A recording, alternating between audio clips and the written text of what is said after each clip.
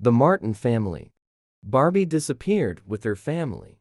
Her father, Kenneth, her mother, Barbara, and her sisters, Susan, 13, and Virginia, 11.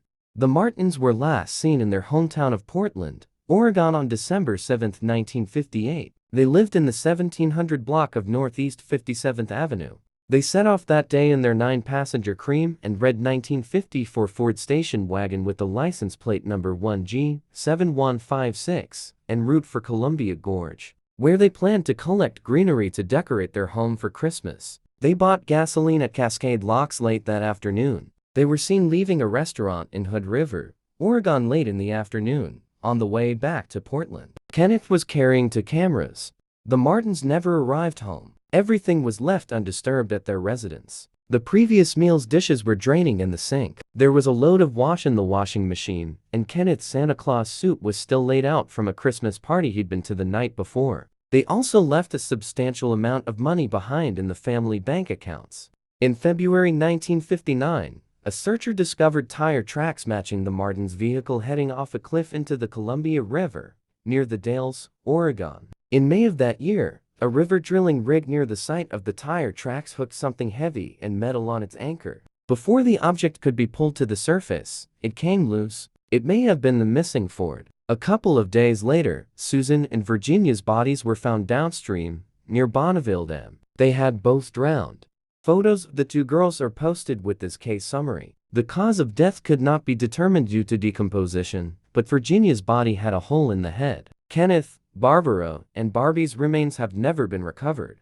Police believe all the Martins either perished after they accidentally drove their car into the river, or possibly they were abducted and were inside their car as it was pushed off the cliff. The only surviving member of the family was the oldest son, Donald, who was in the Navy and stationed in New York at the time of the disappearances. A photo of Donald is posted with this case summary. Walter Graven, the Multnomah County detective in charge of investigating the Martin case, believed the family met with foul play.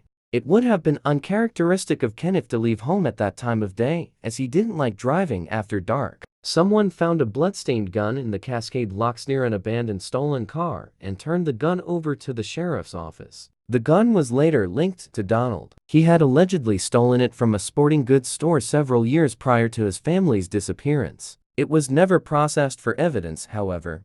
Graven suspected Donald was involved in his family's disappearance, as he couldn't find anyone else who had motive. Donald had a poor relationship with his family and he didn't come back to Oregon during the search for them, although he did speak Graven over the phone. He didn't attend the memorial service for his family, although he did return to Oregon in June 1959 to settle the estate. He told Graven he couldn't think of anyone who had any reason to hurt his family, but that he also couldn't see how it could have been an accident. An attempt was made to search the water for additional evidence, but the search was called off when a diver nearly died. No further searches were made and the case was closed.